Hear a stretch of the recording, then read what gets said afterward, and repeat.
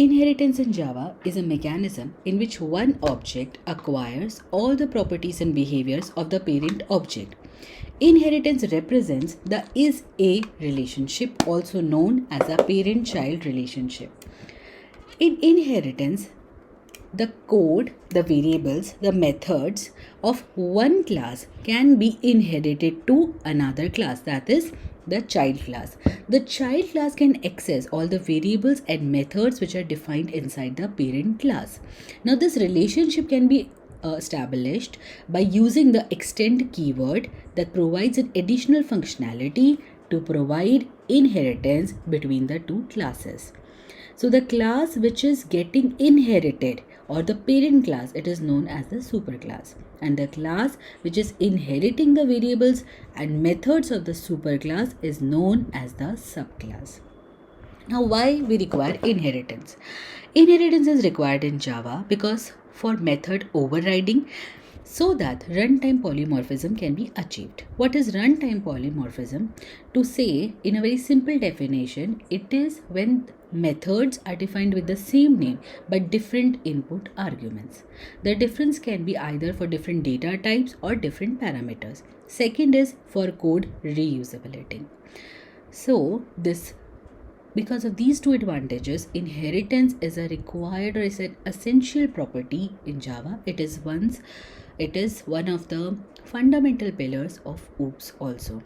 The inheritance can be achieved by using the extends keyword that indicates that you are making a new class that derives from an existing class. Let us look at an example for inheritance in Java. To look at an example, you can see the code that is provided over here. With this, we are creating a class EMP, that is, let us say a class employee. In this class, we are defining a variable float salary. Now this variable is actually an instance variable because it is defined inside the class, but it is outside any method. Again, we are creating another public class programmer, short for we can say PORG, short for programmer, extends EMP employee. In this, again we define a variable bonus. Now we create a main function. Inside main function, we will create an object. For this object, we will be using it to print the variable salary and the variable bonus. After this, we will try to run this program and see what is the output of it. So there is a print function error that is provided over here. Now let us try to run. Now we are getting the output for both of the variables, salary and bonus. So now we can see that the same object can be used to access the variables of the two classes which are related to each other via inheritance. Moving on further, this is the example that we discussed. You can see the relationship between the two classes. Again, we will go to types of inheritances in Java. To discuss the different type of inheritances in Java, there are 5 kinds of inheritances. Single inheritance, in which a class B is inheriting class A. Multi-level inheritance, in which class C is inheriting class B and class A eventually. So in multi-level inheritance, we can say class C is related to class B, class B is related to class A, and at the end, class C is also related to class A. Hierarchal inheritance, class B is inheriting class A, class C is inheriting class A. That is, both of the classes is inheriting the same class, but there is no relationship between class B and class C. So class B and C are not related to each other in hierarchical inheritance. Multiple inheritance. As the name suggests, multiple means many. A single class, when it inherits many classes, then it is known as multiple inheritance. Hybrid inheritance, it's a mixture of multiple inheritance. You can see class D, B and C are related through multiple inheritance. Class B, C and A are related to each other through hierarchical inheritance. So these are the different types of inheritances in Java. We'll be discussing each inheritance with provided programming examples.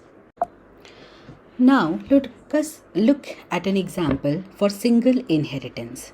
In the example for single inheritance, we will be discussing the single inheritance explained over here. That is, a child class is inheriting a parent class. In order to see how this relationship will be established, let us discuss a very simple example for a class animal. As all of us know, animal is a species in which, or animal is a category in which different species are counted upon, like the dog, the cat, the tigers, the lions. All of the species comes under the category class animal. So animal class is actually a higher class, and its subclasses can be the different species which are found inside it. So we will take the same example in our coding also to explain the single inheritance. So we will have a class animal. Inside it, we will define a method, that is eating, since eating is performed by all of the animals. Then we will create a class dog, in which we will inherit the class animal. And what is a particular attribute of a dog when we talk about the whole animal category? That is barking. Only dogs bark. Other than that, no animal barks. Hence, we will provide the method bark to the class dog. Then we will check the inheritance.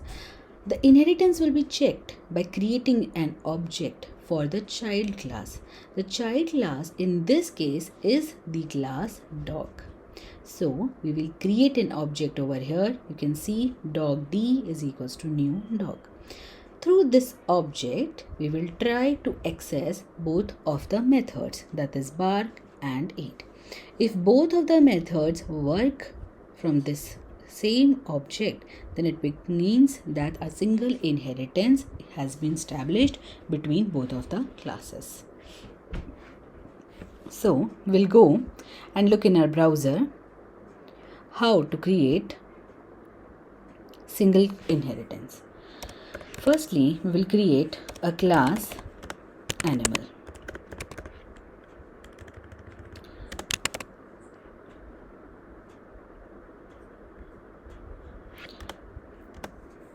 Inside animal, we will provide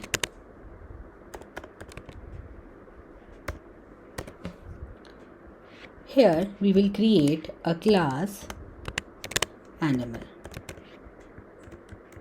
Inside animal, we will provide a simple method of eating. Inside eating, we will write the message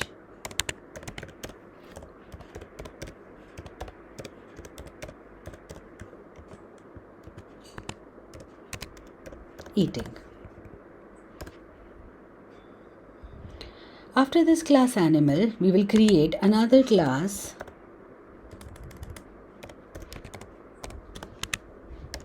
as dog.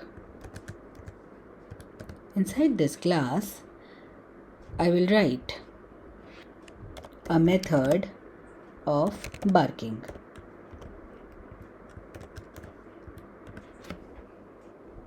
And we can just print the message similar to the class animal.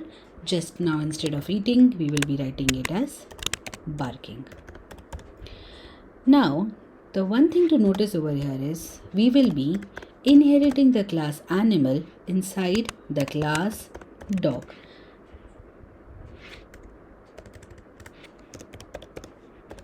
So we will be using the extends keyword over here.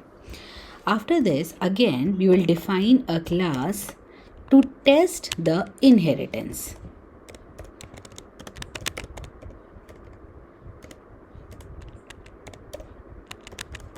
Test inheritance. Since we are dealing over here with just single level of inheritance, so we created only two classes. The second thing we would be doing is we will be creating an object for the class dog. So the syntax for object is class name, object name, new keyword, and again class name. After creating the object, now we will try to call the method bark and eat from this same object. Let us call the method eat first, and again object name dot method name. So object name dot method name is actually the proper syntax to call any method. calling the method. After calling the method, again we forgot one thing over here, to put the main function.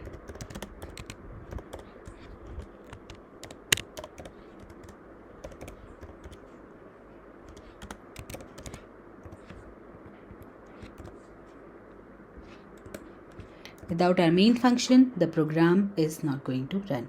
So now you can see we created a class animal, a class dog, inheriting class animal, then again a class for testing the inheritance, the main function. Inside the main function we created an object, and then we created, or we called, both of the methods that were created previously.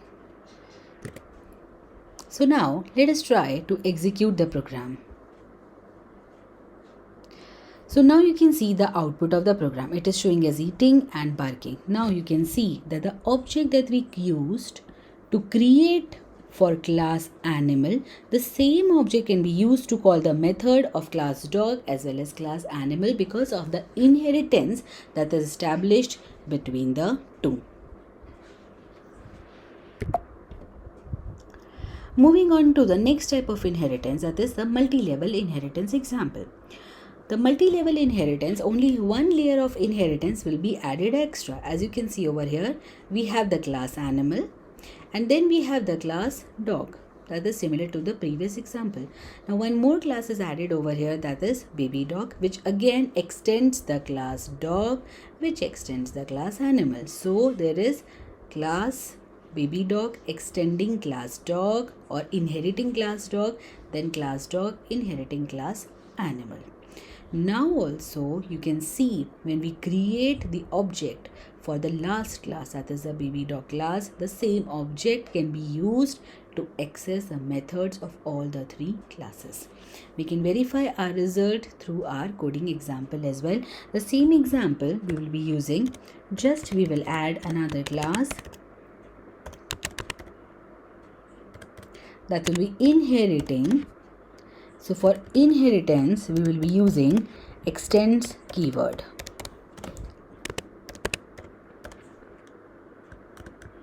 Now inside it, again we will create a method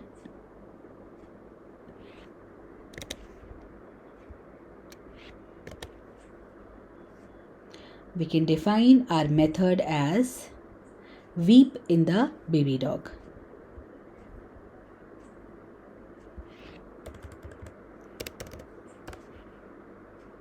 And again we will change the printing output. Now you can see the object that we created will be for the baby dog class. So again baby dog is equals to new baby dog. Again we will call one more method, d.weep.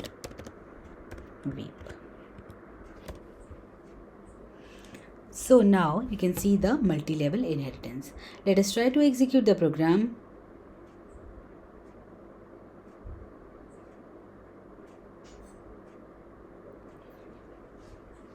There is some kind of error. We can debug the error provided. So our program is now working fine. You can see the multi-level inheritance and all the three methods called from the same object, and we can see the output. All the three methods are called and all the three print functions are working fine. So this is an example for the multi-level inheritance. Again, moving to the next kind of example, that is hierarchical inheritance. In hierarchical inheritance, we can see the example now over here. Again, the same class animal, but now we are creating two different species belonging to two different classes. Class dog, which is extending animal, class cat, which is extending animal. Now you can see that although dog and cat class have a relation with animal, but there is no relation between dog and cat themselves. That is why when we will test it for the inheritance, we can see if we are creating an object for class cat, then that object can only access the method for class cat and class animal, but not for class dog. And vice versa. If an object is created for class dog, then it can access the method for class dog and class animal, but not for class cat. We can also have it verified with our coding example also.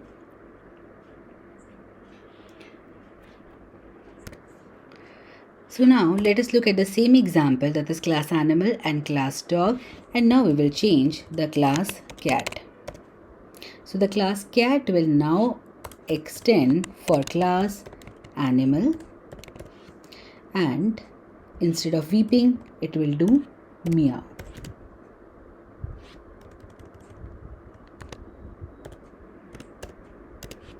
Now this object also will be changed for class cat.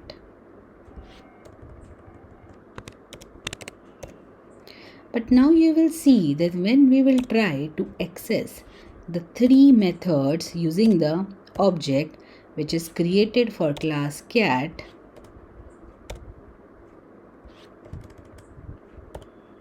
we are bound to get an error for the second function, that is the barking, because the object cannot access the dog class. Let us try to run the program.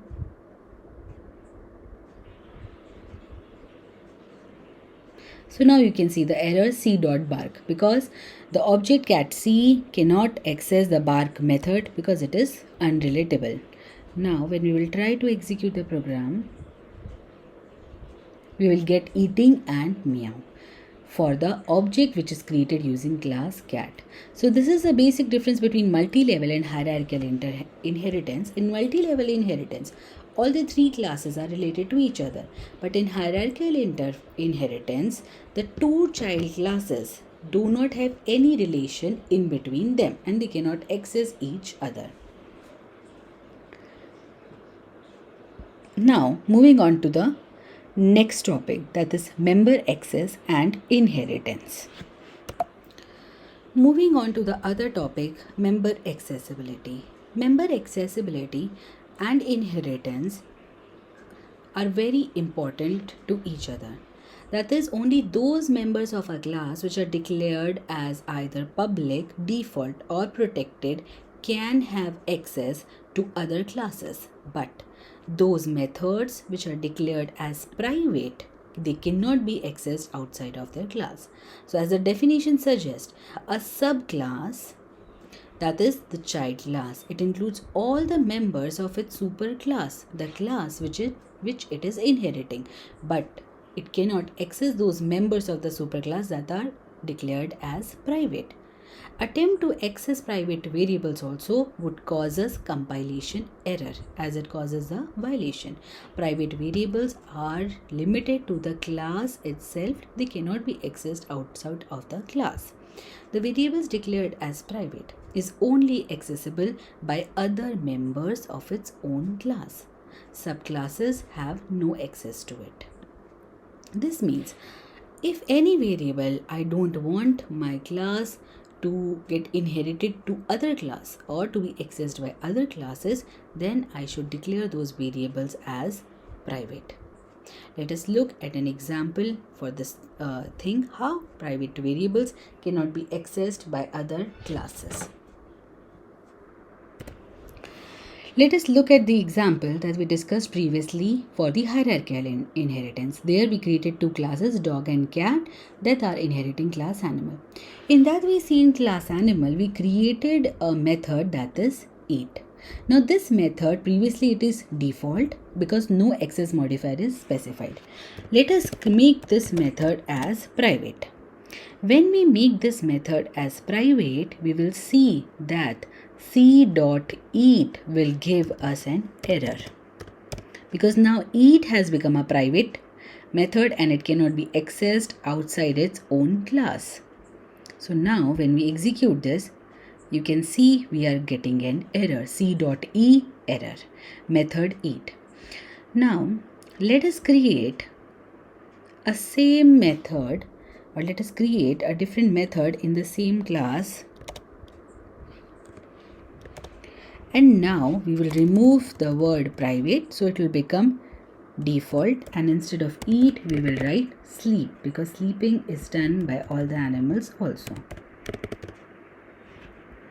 Now instead of C.eat, let us make it as C.sleep. Now the error will be removed. Here we are getting sleep and meow. So now you can see that when this method private access modifier was removed, we are able to access it outside my own class also. So private access modifiers or private variables, they can be accessed only inside their own classes, not outside of their class. We can also look into it by creating variables. Let us create a private variable int a, and let us assign it to a value of 1. Here, along with sleep, if I want to print this variable, that is a, I can print it because it is in the same class. But again, outside my own class, if I want to print this variable, I will not be able to print it. You can see the error now.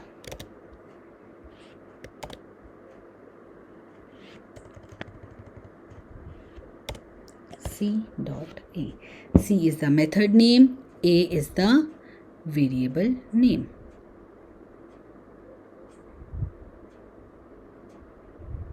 When I try to execute it, you will see I will get an error because it is a private access in animal. That is, variable A can be accessed only privately inside the same class. Now, if I remove the word private,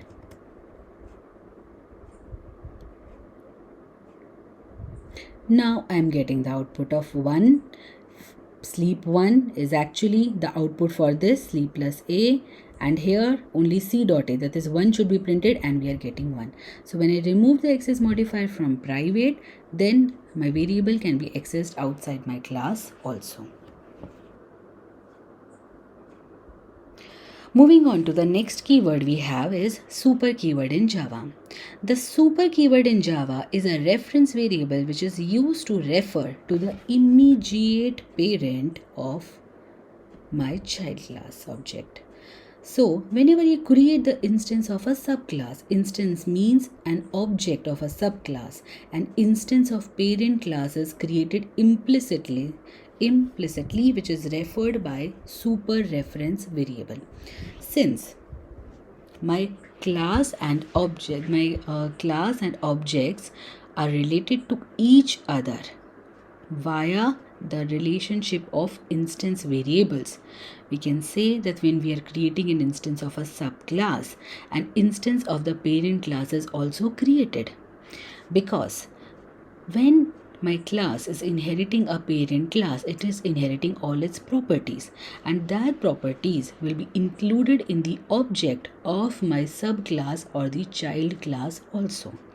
So what is the usage of these of the Java super keyword? Super can be used to refer to immediate parent class instance variable.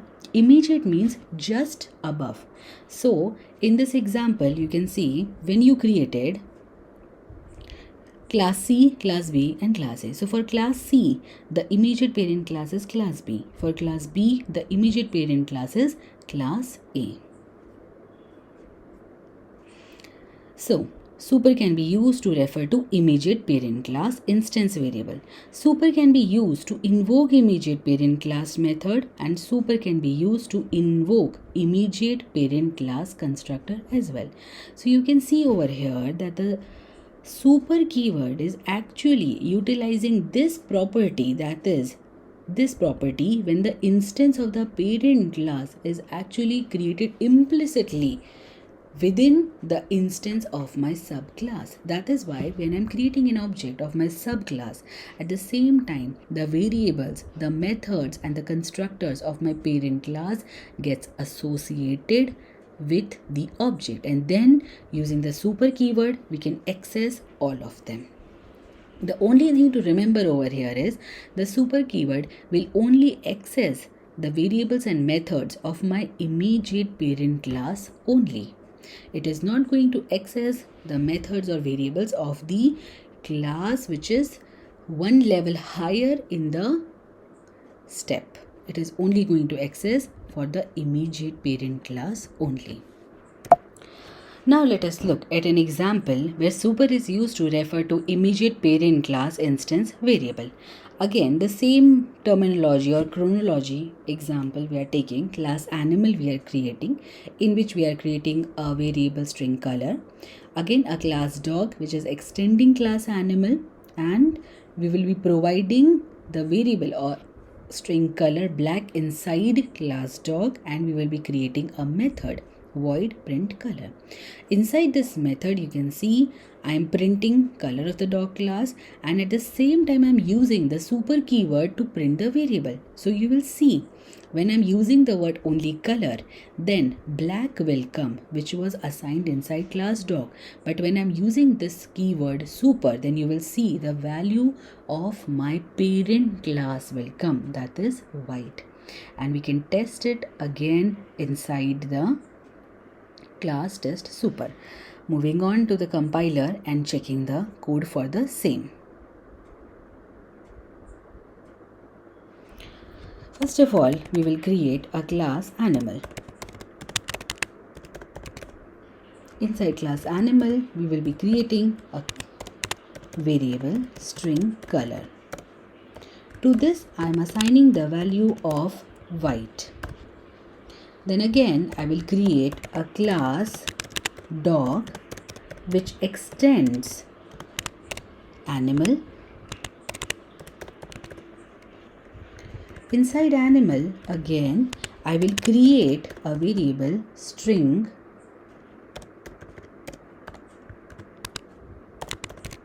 color is equals to black, and again I will create a method print color.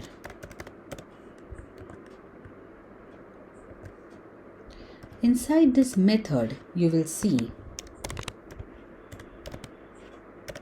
system.out.println,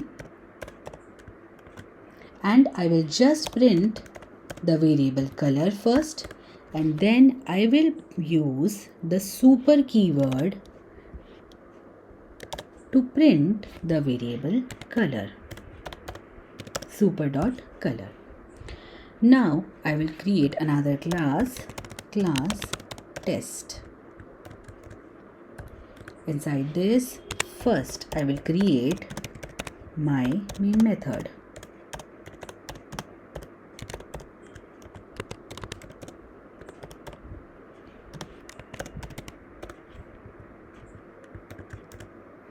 Inside it, now again we have to create an object. The object we have created is for the class dog, and now we will use the object to call my method print color.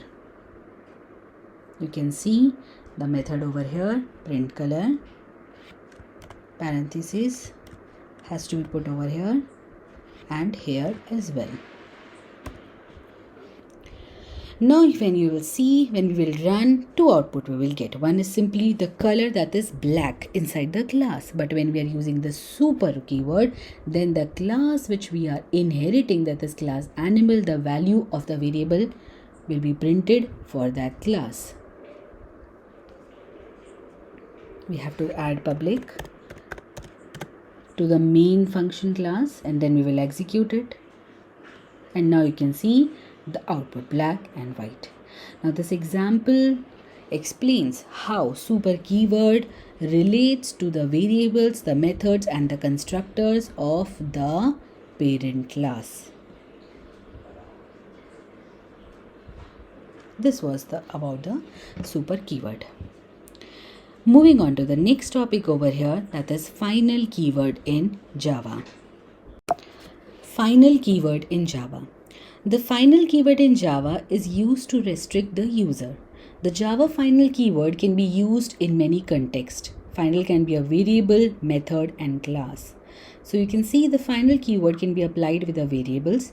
A final variable that have no value, it is called as a blank final variable or uninitialized final variable. It can be initialized only in the constructor. The blank final variable can be static also, which will be initialized in the static block only. This means when we are using a final keyword, then those context in which we are using the keyword of final, it cannot be changed. So either it can be a variable, either it can be a method, or either it can be a class. But once it is declared as a final, it cannot be changed further. Also, there are some variables which are final but they don't have any value, then they comes under uninitialized final variable. They can be initialized then in the constructor itself.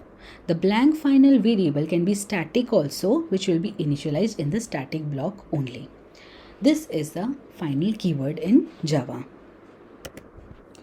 Let us look further on creating the example for a final variable. In this, I will create a class initially. Let us say I am creating a class bike. In this class, I will create a final variable, final, let us say speed limit. Also, I have to define the data type. Final in speed limit is equals to 90.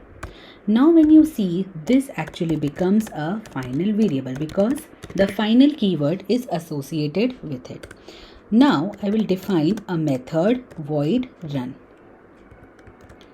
inside the same class. Inside this method, I will try to change the value for the variable speed limit. Let us say I am keeping it as 400.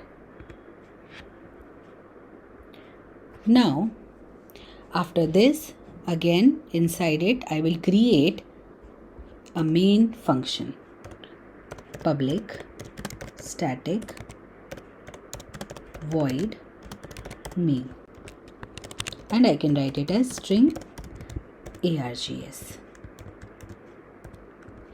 Inside it, I will create the object for the class. Let us say the object name to be obj, new keyword, and again the class name bike. Now I will run the method, or I will call the method run using the object name obj. So we can write obj.run. But when we will execute this, we are going to get error because the variable speed limit is actually a final variable. This means it becomes a type of constant. And when it becomes a constant, we cannot change the value of the constant variable.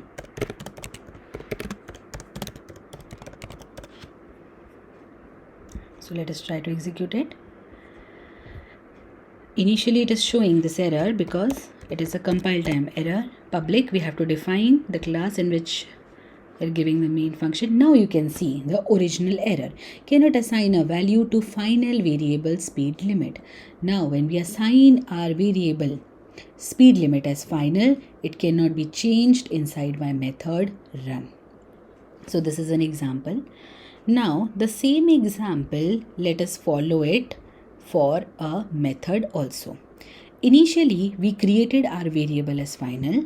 Let us comment it out and make our method run as final. Now we can see we made our method run as final void run.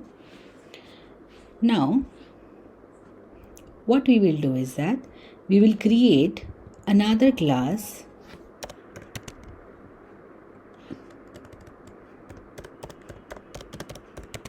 Let us say Honda.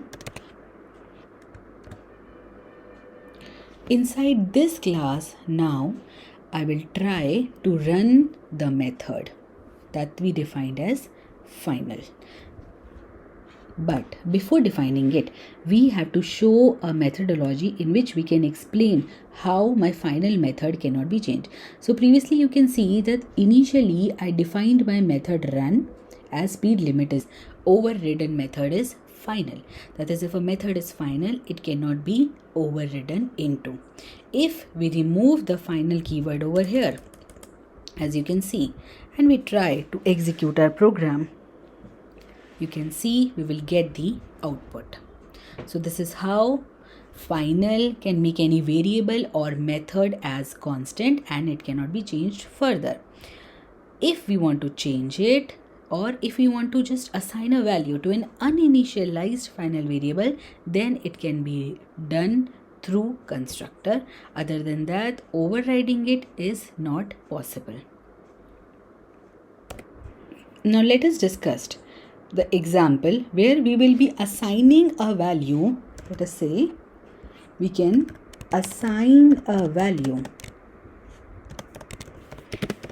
to an uninitialized final variable. So as we told already, it can be done only through constructor. So let us create a class bike again. Inside my class, the same we will create a final variable speed limit. This time we will not assign a value to it. This will become a blank final variable. Now we will create a constructor. A constructor is nothing, just a method which is defined with the class name. So the name will be same as the class name, and now we will initialize the variable speed limit is equals to, let us say we are assigning 100. Now again we will try to print it out.println. Let us print the variable speed limit. Now my constructor is done. Now I will try to run it by creating object static void main .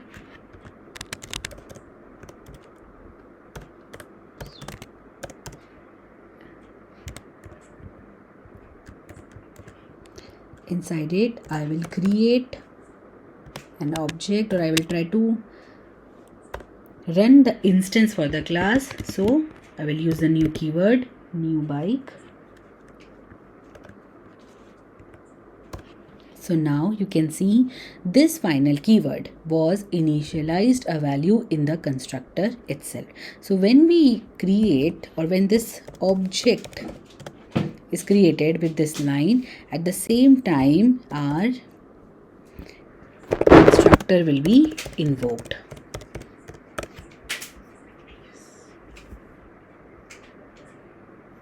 Again, a public word has to be used. So now you can see the speed limit is showing as 100. So our final keyword was initialized in the constructor itself.